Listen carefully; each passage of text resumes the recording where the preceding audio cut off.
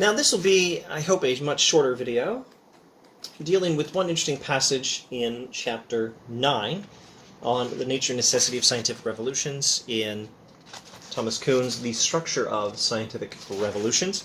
And let's go to page 103 in the third edition published by University of Chicago here. Now, this is an extremely interesting observation on the history and philosophy of science. Let's do some background. If you watch this channel much, you've probably seen some of this somewhere. Somewhere when I talk about hylomorphism or Descartes, I've probably gone into this. Let's take the stapler. Watch this. Did you see it? There it is again. So what are you seeing here? Try this. You try this Augustine book that happens to be on the desk. Watch the Augustine book. I could, if you were students in a classroom with me, I could ask you, what do you see? And what you see is a lump of matter falling. You see a lump of matter obeying a couple of laws of physics. That's what you are trained to see, because your paradigm is shaped by modern science post-Galileo. Know this, know this. In the olden days, in pre-Galileo days, people didn't see a chunk of matter obeying a couple of laws of physics. They saw an object that has an essence, that is living according to its essence, acting according to its essence. This is a thing that has a built-in tendency and a proper function of proceeding towards the center of the earth. And it's acting accordingly. This is a thing that has a built-in proper function to proceed towards the center of the earth, and it's acting accordingly. That was the old science. That was the old way of thinking about things. Physical things act according to their built-in tendencies. Things function according to their proper function. And that kind of, that way of thinking about the world, led to Galileo and stuff. And here's the super oversimplified version that may not be entirely correct, but it's illustrative enough to work. You need a better historian of science than I am to confirm whether this is strictly speaking correct, but I think it's probably close enough to work, at least for illustration purposes. The idea that this is a thing following its proper function when it proceeds towards the center of the earth, in the old science, led people to think that bigger things would proceed towards the center of the earth faster, or heavier things anyway. So this is heavier than the stapler, so it should fall towards the center of the earth faster. Now, in a short distance from this height to this height, you don't see much, right? But get a big enough height, say the Leaning Tower of Pisa, and drop two objects of considerably different size from the top of it at the same time, you can watch and see whether they hit the ground at the same time, or whether the heavier one hits the ground first. And if you observe that they hit the ground at the same time, then voila! You found out that this is not the right way to think through these things. And so instead we have a paradigm shift. Instead, we begin to think of things like the motions of objects, not in terms of things having built-in essences and innate tendencies and acting according to their proper function. Instead, we think of chunks of matter obeying a couple of external laws of physics. Some gravity, some Newton, or whatever. Speaking of Newton, let's go to the text. Bottom of page 103. The impact of Newton's work upon the normal 17th century tradition of scientific practice provides a striking example of these subtler effects of paradigm shift. Before Newton was born, the new science of the century had at last succeeded in rejecting Aristotelian and scholastic explanations expressed in terms of the essences of material bodies. Now that's what I'm talking about, that you may have some familiarity with from, honestly, it was probably history class more than anything else. It probably wasn't philosophy, and I guess it could have been science, but at any rate, it's history of science. And in some past exposure to the significance of Galileo, you may have heard of this. You may have been told, in the old days, they thought that things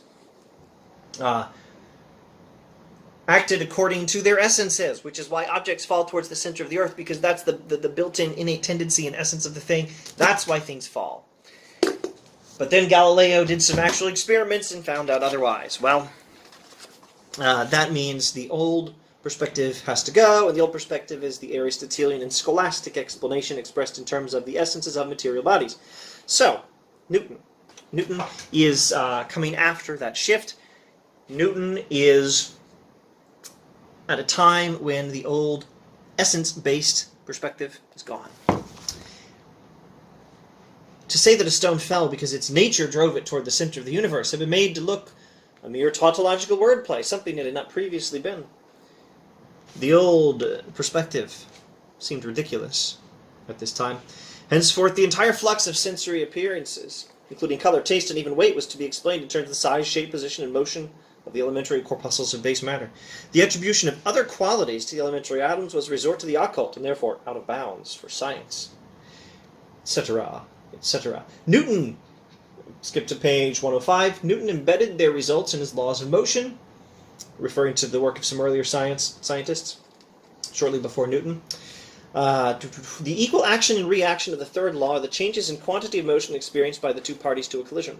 The same change of motion supplies the definition of dynamical force implicit in the second law. In this case, as in many others during the 17th century, the corpuscular paradigm bred both a new problem and a large part of that problem solution. In other words, the way of thinking of things that seems quite normal to you, if you're a normal person these days, seemed quite normal then too.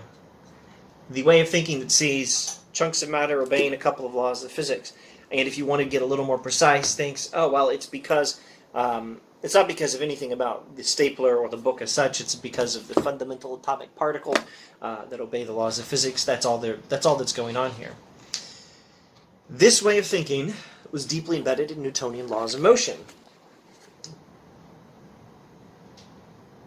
Yet, though much of Newton's work was directed to problems and embodied standards derived from the mechanico-corpuscular worldview, the one that seems normal to you, the one that rejects the old medieval way of thinking, the effect of the paradigm that resulted from his work was a further and partially destructive change in the problems and standards legitimate for science.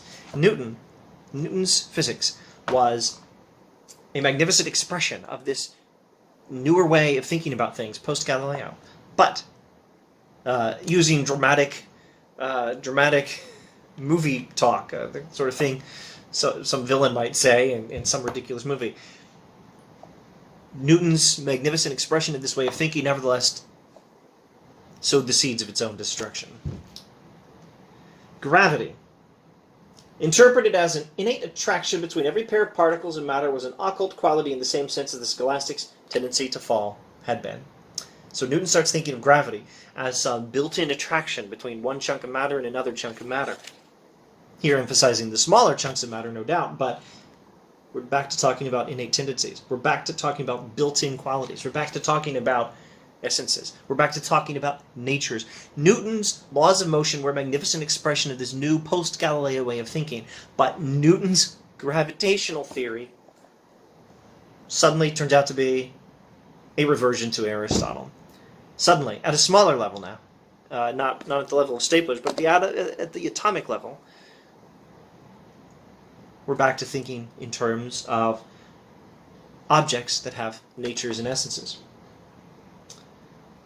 Therefore, while the standards of corpuscularism remained in effect, the search for a mechanical explanation of gravity was one of the most challenging problems for those who accepted Newton's Principia as paradigm.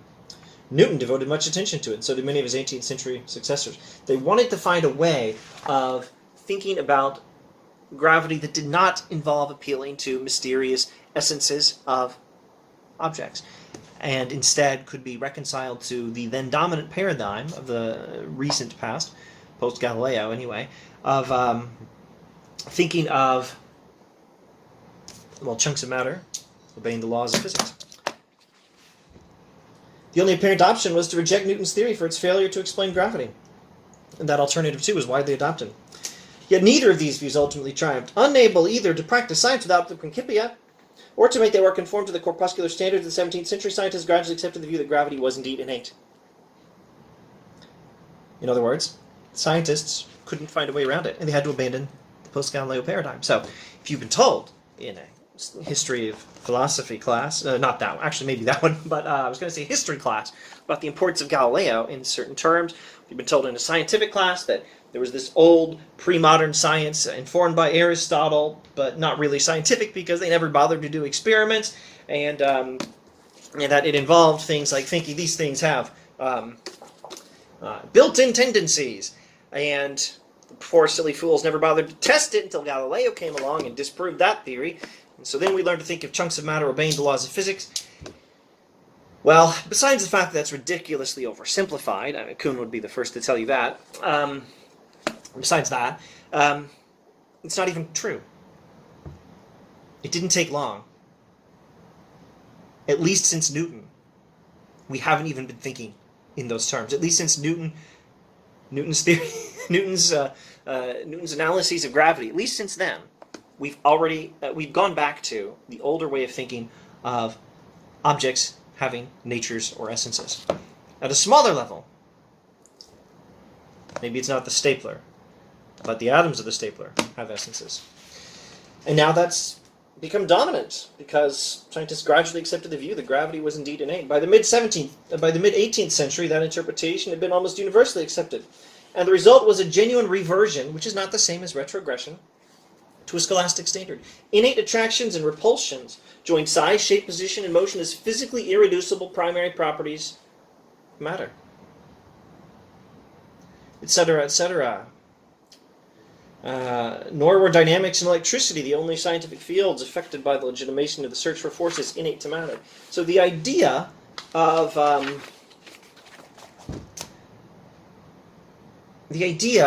these small particles, the atoms, or maybe these days it's better to think in terms of electrons. The idea of thinking of protons, neutrons, and electrons as having these built-in qualities, these natures, these essences. What's the essence of an electron? But something about its negativity. And what's the essence of a proton? Except something about its positivity. When we think in these terms, we've gone back to Aristotle. We've gone back to the pre-modern physics, that which Galileo allegedly destroyed. Now, what's Kuhn's point here? That there's no such thing as scientific progress? Of course not. His point is that scientific progress involves paradigm change. And sometimes you can have a reversion to something like an older paradigm. Not exactly the older paradigm. The older paradigm really did think that this is an object with its own built-in tendencies, and this is too. Not just its protons and neutrons and electrons or its atoms. But, all the same, in some respects, we've gone back to, at a smaller scale, a paradigm resembling that older one. That doesn't mean there's no scientific progress. It doesn't mean Newton was simply wrong with his laws of motion, that science between Galileo and Newton was wrong. No, it just means scientific progress sometimes involves these paradigm shifts, these scientific revolutions. It's not a matter of accumulating knowledge one bit at a time. And I suppose, speaking perhaps somewhat more for myself than for Kuhn, though I really think this is a Kuhnian remark. Maybe I'm speaking for Kuhn. Don't oversimplify your history of science. It's not a simple case of Galileo killed off the old Aristotelian physics, and we've had Galileo ever since. No, we've actually reverted to Aristotelian physics at an atomic or subatomic level, or at least something like that. This is an observation from Kuhn. I guess maybe I should say, if I could, whether Kuhn is correct about this. I think he is. If he's not, I don't understand why. It looks right to me, at least to this extent. The contemporary way of thinking through atomic or subatomic particles as having natures, as having these built-in characteristics or tendencies, I think does have a lot more similarity to Aristotle, to the old Aristotelian physics, the pre-Galilean physics, than we usually think. Okay, I'll shut up now. We'll get back to understanding his major points, I presume, in the next video.